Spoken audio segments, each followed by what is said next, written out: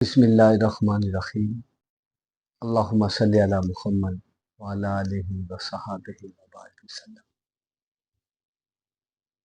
اللہ رب العالمین کا بے حد شکر ہے اور اس کے شکر گزار ہیں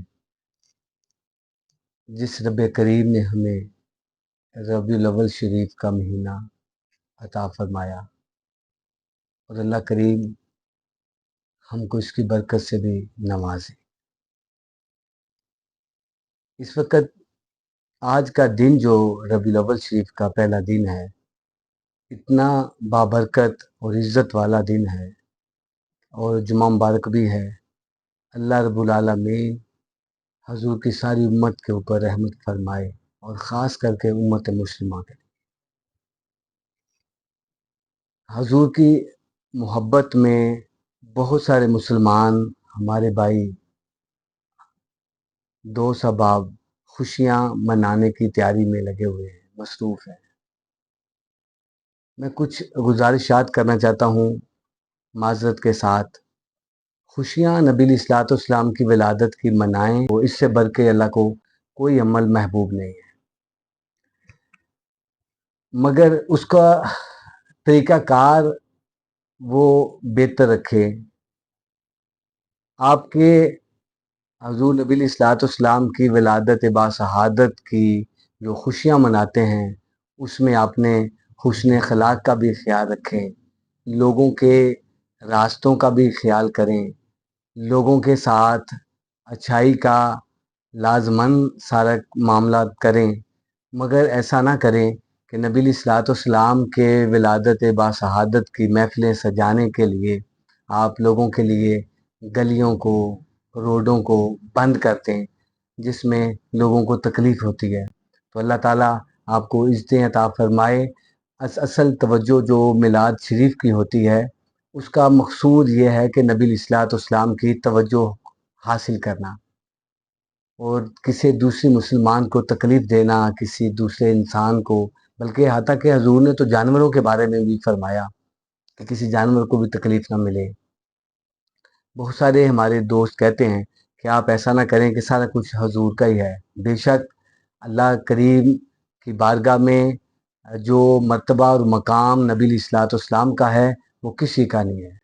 تمام انبیاء علیہ السلام پہ درود و سلام، مگر اللہ کی بارگاہ میں حبیب اللہ کا جو مرتبہ ہے، نبی علیہ الصلوۃ والسلام کی ذات کا جو مرتبہ ہے، یہ تخلیق حضور کی ذات تخلیق کائنات ہیں، اس میں کوئی شک نہیں ہے۔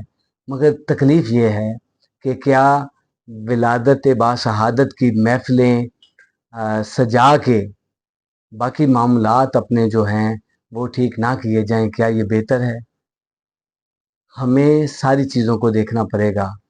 تو اس وجہ سے آپ حضور کی ولادت کی خوشیاں منائیں، مگر گانوں کے ساتھ نہیں، آپ باجوں کے ساتھ نہیں۔ حضور کی خوشی جو ہے وہ سب سے بہترین جو ہے وہ حضور کا، اللہ اور اس کے رسول کا ذکر ہے۔ ذکر کی محفل کا اہتمام کریں، لوگوں کو لنگر شریف کا اہتمام کر کے ان کو وہ کھانا کھلائیں، اور اس پہ نعت شریف کا معاملہ دیکھیں، مگر سونڈوں والے گانوں والے نعت خانوں کو نہ بلائیں۔ اور جہاں 5 10 لاکھ اس نعت خانوں کو دینا آپ نبی علیہ الصلوۃ والسلام کی امت کی پتہ نہیں کتنی بیٹیوں کے نکاح کروا سکتے ہیں۔ حضور کی امت کے بیماروں کے لیے آپ شفا کا سبب بن سکتے ہیں، آپ مقروضوں کے قرضے کا خلاصی کے لیے سبب بن سکتے ہیں۔ اور میری یہ گزارش ہے، میری کوئی تقریر نہیں ہے، میں نے تو محبت رسول صلی اللہ علیہ وسلم کے لیے گزارش کرنی تھی، مگر یہ چیزیں اس لیے آئیں کیونکہ ہر دفعہ ہمیں دیکھنے کو ملتی ہیں۔ اللہ آپ کو جزائے خیر عطا فرمائے۔ اور اللہ کے نزدیک اللہ کریم نے قرآن کریم میں یہ بھی ارشاد فرمایا کہ لوگوں، نبی صلی اللہ علیہ وآلہ وسلم کی آوازوں سے اپنی آوازوں کو بلند نہ کرو، کہیں یہ نہ ہو تمہارے اعمال برباد کر دوں اور تمہیں خبر نہ ہونے دوں۔ تو ان کی ذات، ان کی شان بڑی بلند ہے، ان کا ذکر بھی اس ادب میں کیا جائے کہ یہ نہیں ہے کہ ہم روضہ رسول میں نہیں ہیں، بارگاہ رسالت مآب میں وہاں پہ موجود نہیں ہیں، وہاں پہ ہوں تو نیچی آوازوں میں بات کریں۔ یہاں بھی حضور، اگر ہمارا ایمان ہے کہ حضور سنتے ہیں، حضور جانتے ہیں، حضور حاضر ناظر ہیں، تو حضور ہر جگہ ہیں۔ محفلوں میں جب یہ آپ نعت ثنا خوانوں کو پیسے دیں، آپ اور معاملات کریں، تو اس میں بھی آپ ادب کا خیال رکھیں۔ اگر حضور کا آپ ایمان کرتے ہیں ہم لوگ کہ حضور تشریف لے آئے ہیں، حضور ہماری بات کو سن رہے ہیں، تو پھر اب ہمیں اپنے ادب کا خیال کرنا پڑے گا، اور جس میں ادب اور اخلاق بہترین ہے، اللہ اور اس کے نزدیک سب سے بہترین وہ انسان ہے۔ جزاکم اللہ خیر۔